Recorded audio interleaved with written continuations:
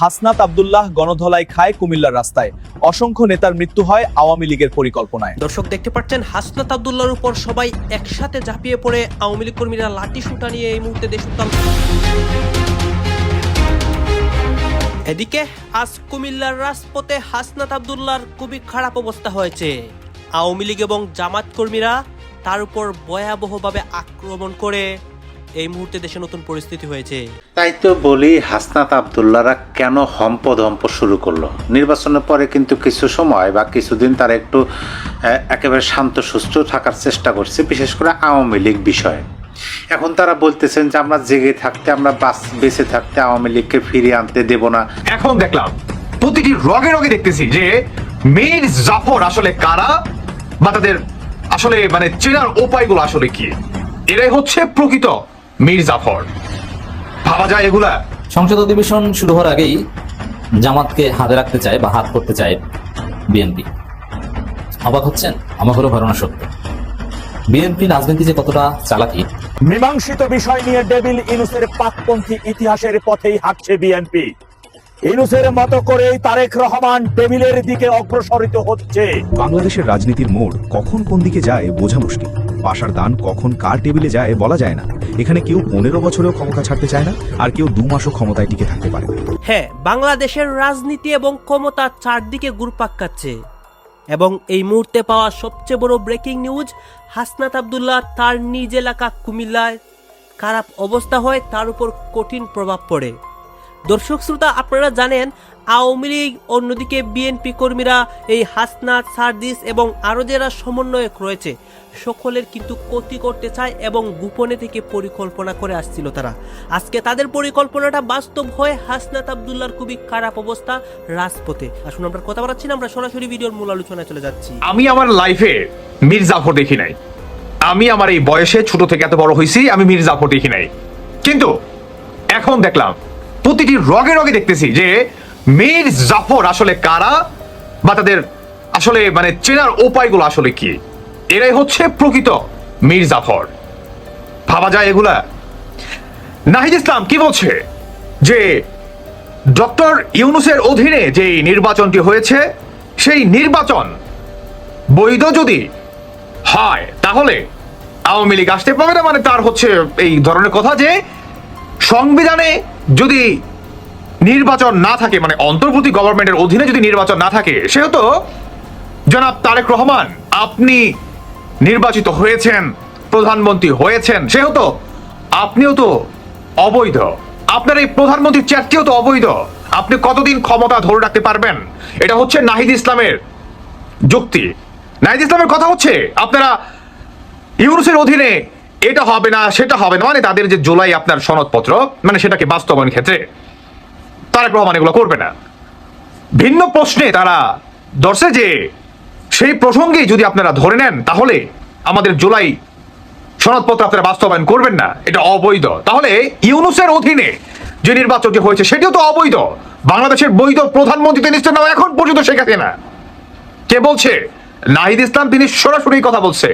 Reason কি? কারণটা কি? নাহিদ ইসলামের এই কথা বলার কারণ কি? তারা নিজের মুখে আসলে এই স্বীকৃতিগুলো কেন দিচ্ছে?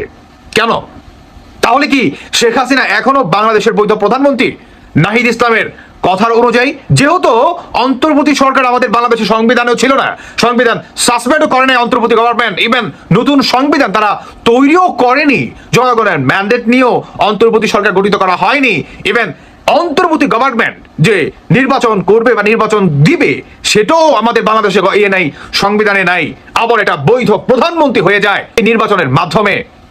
এটা তো হাস্যকর। একটা অবৈধ সিস্টেমের ভিতর দিয়ে বৈধ একটা প্রধানমন্ত্রী বের করে আনা আমার বুঝে আসে না। বলুন তো এটা আসলে কিভাবে মিলাই? আমার আসলে বুঝে আসে না। নাহিদ ইসলামের যুক্তি ঠিক আছে, নাহিদ ইসলামের যুক্তি 100% সঠিক। তবে যদি আজকে তারেক রহমান সাহেব উনি প্রধানমন্ত্রী না হতেন, তার জায়গায় যদি আপনার প্রধানমন্ত্রী হতো জামায়াতের আমির, জামাত শিবির রাজাকার, তাহলে কিন্তু কথা বলতো না। তাহলে জানেন কি বলতো? এটা জুলাই যোদ্ধাদের অধিকার। বুঝতে পারছেন? এটাই হচ্ছে রাজাকার পন্থীদের অবস্থা। এনিওয়ে, শেখ হাসিনা যে বাংলাদেশের এখন পর্যন্ত বৈধ প্রধানমন্ত্রী, আজকে হোক কালকা হোক কিংবা এই 21 মাস পরে হোক, তাদের মুখ থেকে আপনি শুনতে পেলেন তো, প্রমাণ পেলেন তো যে শেখ হাসিনা এখনো তিনি বৈধ প্রধানমন্ত্রী? তাদের নিজেদের মুখ থেকে আপনারা শুনতে পেলেন তো যে তারা অবৈধভাবে শেখ হাসিনাকে, বাংলাদেশের একজন বৈধ প্রধানমন্ত্রীকে ক্ষমতাচ্যুত করেছে নিজেদের একটা মন্ত্রীর চেয়ারের জন্য। যখন তাদের সেই মন্ত্রিত্বটা পেল না, তখনই তারা বৈধ অবৈধটা ঠিকই জাতির সামনে প্রকাশ করে দিল। বাস্তব একদিন না একদিন প্রকাশ পায়, সেটি আজ হোক আর কাল হোক। নাহিদ ইসলামের কথা, শেখ হাসিনা বাংলাদেশের ইনস্টিটিউশনাল এখন পর্যন্ত বৈধ প্রধানমন্ত্রী। দর্শক বন্ধুরা, আমি আর কিছু বলতে যাচ্ছি না, রোজা রমজান মাসে। তাই তো বলি, হাসনাত আবদুল্লাহরা কেন হম্পদম্প শুরু করলো? নির্বাচনের পরে কিন্তু কিছু সময় বা কিছুদিন তারা একটু একেবারে শান্ত সুস্থ থাকার চেষ্টা করছে, বিশেষ করে আওয়ামী লীগ বিষয়ে। এখন তারা বলতেছেন যে আমরা জেগে থাকতে, আমরা বেঁচে থাকতে আওয়ামী লীগকে ফিরিয়ে আনতে দেব না, মানে ফিরিয়ে আনা এই বিষয়ে অবশ্য আমি একটা পরিপূর্ণ এপিসোড করব, পরিপূর্ণ একটা আলোচনা করব। সেই ভিডিওটা এই ভিডিওর পরে আপলোড দেবো, চাইলে আপনারা দেখে নিয়েন সেই আলোচনাটি। কিন্তু এই ভিডিওতে আপনাদেরকে যে নিউজটা বা যে তথ্যটা আপনাদেরকে দেবো, সেটা প্রকৃতপক্ষেই একটা বড় ধরনের সিদ্ধান্ত। এই সিদ্ধান্তটা আপনি বলতে পারেন যে শেখ হাসিনার বড় সিদ্ধান্ত বা আওয়ামী লীগের বড় সিদ্ধান্ত বলতে পারেন। কারণ শেখ হাসিনার যে আওয়ামী লীগের প্রতিটা মানে প্রথম সারির নেতারা কিন্তু এইটা বলেন যে মাননীয় নেত্রী শেখ হাসিনার নেত্রী, প্রধানমন্ত্রী থাকার মধ্যে মাননীয় প্রধানমন্ত্রী, মানে সকল ক্রেডিট সকল কিছুই তাকেই। আরও এটা সত্যি কথা যে তার মুখের দিকে সবাই তাকিয়ে থাকে, কিন্তু শেখ হাসিনা একা কোনো কাজ করে না। আমি আপনাদেরকে বলি, আজ থেকে কয়েকদিন আগে ভারতে আওয়ামী লীগের গুরুত্বপূর্ণ শীর্ষ নেতাদের সঙ্গে শেখ হাসিনা একটা বৈঠক হয়েছে। সেই বিষয়ে কিন্তু আলোচনা আপনাদের সামনে করছিলাম আমি, সেই তথ্যটা আপনারা জানেন। আমার মনে হয় সেই আলোচনার ভিত্তিতে এই সিদ্ধান্তে তারা উপনীত হয়েছেন। আমি যদি ছোট্ট করে সংক্ষেপে এক লাইনে বলি, তাহলে সামনে সকল প্রকার স্থানীয় নির্বাচন আমি সকল প্রকার এই জন্য বললাম, ইউনিয়ন ওয়ার্ড থেকে শুরু করে, মানে মেম্বার থেকে শুরু করে ইউনিয়ন, উপজেলা, মানে সকল প্রকার নির্বাচনে আওয়ামী লীগ লড়বে, এবং এইটা আওয়ামী লীগের সিদ্ধান্ত। আমি একটু শেখ হাসিনা কি কথা বলছেন ঠিক সেটা আপনাদেরকে পড়ে শোনানোর চেষ্টা করি, মাঝে মাঝে আমরা আলোচনা করব। কিন্তু এক লাইনে ছোট্ট করে যদি বলেন যে স্থানীয় নির্বাচনে ফিরছে আওয়ামী লীগ, একেবারে স্পষ্ট কথা। এটা দেখেন, ওই যে হাসনাত আবদুল্লাহরা বলছে যে জেগে থাকতে আসতে দিবে না। আরে তোমাদের সাথে তো লড়াই সংগ্রাম ফাইট করে আওয়ামী লীগ আসবে না, আওয়ামী লীগ গণতান্ত্রিক পন্থায় আসবে, যে তার প্রমাণ আমরা পেলাম, নির্বাচনের মাধ্যমে আসবে। তোমরা যদি পারো, জনগণের সমর্থন যদি তোমাদের থাকে, তাহলে নির্বাচনে আওয়ামী লীগকে পরাজিত করো। এমনি হম্পদম্পতে খেলা লাভ আছে। যাক, এই বিষয়ে তো আলাদা একটা ভিডিওতে কথা বলবই, বারবার ওদিকে যাচ্ছি। দেখেন, শেখ হাসিনার যে বক্তব্যটি নির্বাচন বিষয়ে ভাইরাল হয়েছে, সেই বক্তব্যের শুরুতে তিনি এমন বলছেন যে সামনে ইলেকশন, সেটা আইনজীবী হোক, পেশাজীবী হোক, যেখানে যত ইলেকশন হবে প্রত্যেকটা জায়গায় আওয়ামী লীগের পক্ষ থেকে আমরা কন্টেস্ট করব, এটাই আমাদের সিদ্ধান্ত। বাংলাদেশ আবার কোন পথে যাচ্ছে? চারদিকে নতুন শঙ্কা। এদিকে পুরনো বন্দোবস্তে আবদ্ধ, পুরনো বন্দোবস্তের ফাঁদে বিএনপি সরকার। পুরনো বন্দোবস্তের অন্যতম বৈশিষ্ট্য হচ্ছে যারা ক্ষমতা আসে তারা ফেসিস্ট হয়ে ওঠে, যারা ক্ষমতা আসে তারা ভোট চোর হয়ে ওঠে। সবচেয়ে বড় আশঙ্কার বিষয় যে তারা ভোট চোর হয়ে ওঠে, কারণ চুরি বিভিন্ন প্রকার আছে। জনগণের আমানত ভোট চুরি করার চাইতে বড় অপরাধ আর হতে পারে না। জনগণের ম্যান্ডেট চুরি করা, এটা হচ্ছে মহা দুর্নীতি। টাকা পয়সা দুর্নীতি করার চাইতেও বড় দুর্নীতি। পুরনো বন্দোবস্তে আমরা দেখেছি যারাই ক্ষমতা এসেছে তারা ভোট চুরি করতে চেয়েছে, তারা সুষ্ঠু নির্বাচন হতে দেয়নি, গায়ের জোরে তারা ভোট ডাকাতি করেছে। এবং বাংলাদেশে ভোট ডাকাতির ইতিহাস মূলত বিএনপির ইতিহাস। আওয়ামী লীগের চাইতে কয়েক গুণ বড় ভোট চোর বিএনপি। এটা যারা জানেন না তাদের অবগতির জন্য জানাচ্ছে। 1991 সালে বিএনপি ক্ষমতায় এসে ভোট ডাকাতি শুরু করে দিয়েছে। মাগুরার উপনির্বাচন বাংলাদেশের ইতিহাসে সবচেয়ে কলঙ্কিত নির্বাচন, এটা কিন্তু বিএনপি ঘটিয়েছিল, বিএনপি ক্ষমতায় থাকতে। এবং ভোট চুরি করতে তত্ত্বাবধায়ক সরকারকে অস্বীকার করার যে রাজনীতি, এটাও সর্বপ্রথম শুরু করেছে বিএনপি। 1991 সালের যে ত্রিদলীয় বা 3 জোটের রূপরেখা, এটার সাথে মোনাফিকি করেছে বিএনপি। মোনাফিকি করে তারা বলছে তত্ত্বাবধায়ক সরকার খায় না, মাথায় দেয়। তত্ত্বাবধায়ক সরকার তারা মানে না। কেন মানে না? ভোট চুরি করবে। এক পর্যায়ে তত্ত্বাবধায়ক সরকার মানলো, আবার যখন সুযোগ পেলে তত্ত্বাবধায়ক সরকার বিকৃত করে দিল। নিজেদের পছন্দের লোককে, রাষ্ট্রপতিকে তত্ত্বাবধায়ক সরকার উপদেষ্টা বানালেন, ইয়াজউদ্দিনকে। কে এম হাসানকে তাকে বানালেন, দিলেন আসল জায়গায়। বিচারপতিদের বয়স বাড়ানো থেকে শুরু করে ভুয়া ভোটার তালিকা তৈরি, এরকম নানান অপরাধের সাথে বিএনপি জড়িত। আওয়ামী লীগ স্মার্টলি এগুলো করেছে। আওয়ামী লীগের ইতিহাসে ভোট চুরি শুধুমাত্র 2018 সালে আর একবারও আওয়ামী লীগ ভোট চুরি করেনি, মেকানিজম করেছে, সেটা চুরি না। আর বিএনপি যা করেছে স্রেফ চুরি। যেমন 2014 সালে 5 জানুয়ারি ভোট চুরি হয়নি, কোনো ভোট চুরি করা লাগে না। ওখানে ভোটার বিহীন নির্বাচন হয়েছে, আলাদাভাবে সিল দেওয়ার দরকার হয়নি, কিছু সিল দিয়েছে, ওটা মহা কিছু না। 14 সালে যেটা করেছে ভোটার বিহীন, আর যে সব জায়গায় ভোট হয়েছে ওই সব জায়গায় পার্সেন্টেজটা একটু বেশি দেখিয়ে দিয়েছে। কিন্তু বিএনপির মতো অত, আমি বলছি না যে এটা ভালো কিছু, বিএনপির চাইতে অ্যাটলিস্ট ভালো। ভোট ভয়ানক ভাবে ডাকাতি বা চুরি করেছে 18 সালে, আর রাতেই সিল মেরে দিয়েছে। এই যে রাতে বা অন্য সময় সিল মারে, এটা বিএনপির কাছে পান্তাবাদ, নিয়মিত এটা করে।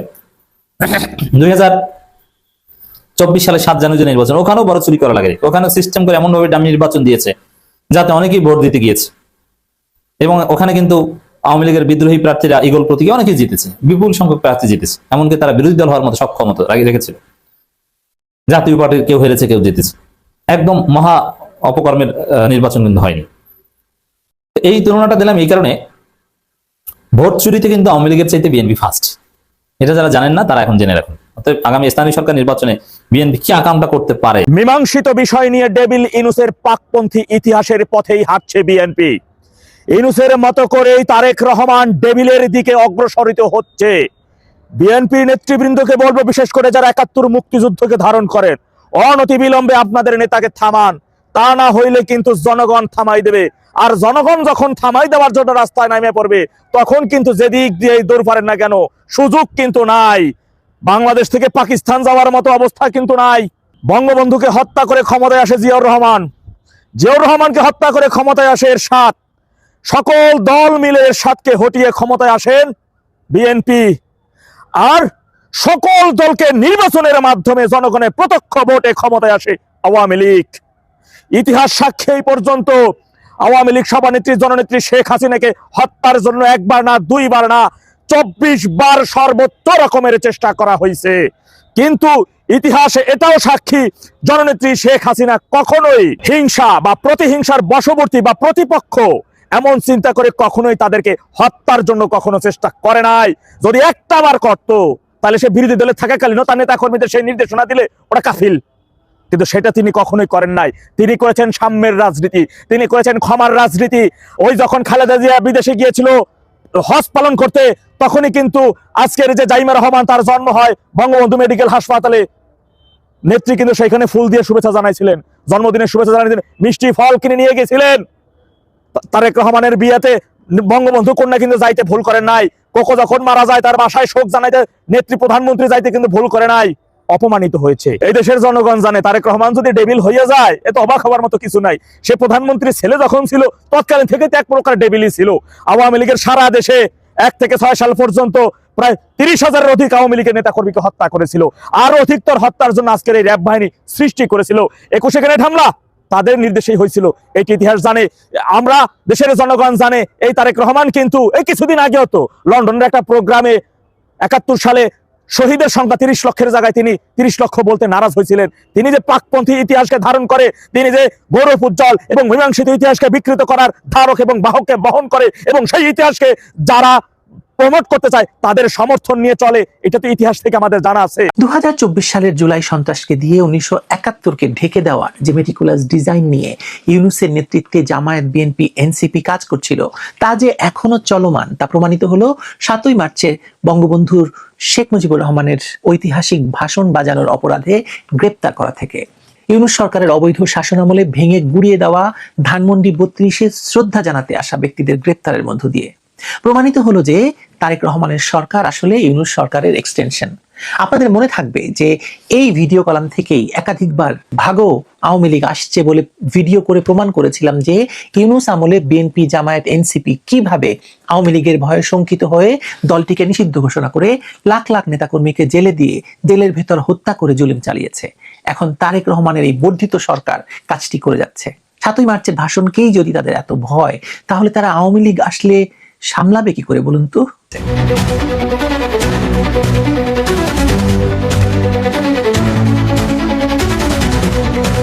শাহবাগ থানার সামনে তোমাদের যা কিছু আছে তাই নিয়ে শত্রুর মোকাবেলা করতে হবে। দর্শক আপনারা তো দেখলেন এখানে কি হচ্ছে, অনেকে কিন্তু অনেক কথা বলতেছে, অনেকে আলোচনা করতেছে, অনেকে সমালোচনা করতেছে দেশের বিভিন্ন অবস্থা এবং পরিস্থিতি নিয়ে। বিশেষ করে এখানে আমরা দেখতে পাচ্ছি হাসনাত আব্দুল্লাহর অবস্থা এবং দেশের মধ্যে যে আরও অনেক ঘটনা ঘটতেছে বিএনপির বিরুদ্ধে বা পক্ষে, বিশেষ করে বাংলাদেশের রাজনীতি যে উত্তাল পরিস্থিতি, এইসব নিয়ে কথা হয় গাইজ। এই বিষয়গুলো দেখে এবং দেশের রাজনীতির প্রেক্ষাপটগুলো নিয়ে আপনার মন্তব্য কি? আপনার গুরুত্বপূর্ণ মন্তব্যটা অবশ্যই আপনারা আমাদের কমেন্ট বক্সে লিখে যাবেন। আর হেড করুন আপনাদেরকে আমরা যা কিছু দেখিয়েছি সব কিছু আমরা সোশ্যাল মিডিয়া থেকে সংগ্রহ করেছি, এখানে আমাদের নিজস্ব কোনো মন্তব্য নেই বা আমাদের নিজস্ব কোনো সিদ্ধান্ত নেই। সর্বশেষ আপনাদের কাছে আমাদের একটি রিকোয়েস্ট থাকবে, আপনারা আমাদের চ্যানেলের নতুন দর্শক হয়ে থাকলে চ্যানেলটি সাবস্ক্রাইব করবেন এবং পাশে থাকা বেল বাটনটি বাজাবেন যাতে করে নেক্সট ভিডিওটা সবার আগে আপনাদের কাছে পৌঁছে যায়। ধন্যবাদ।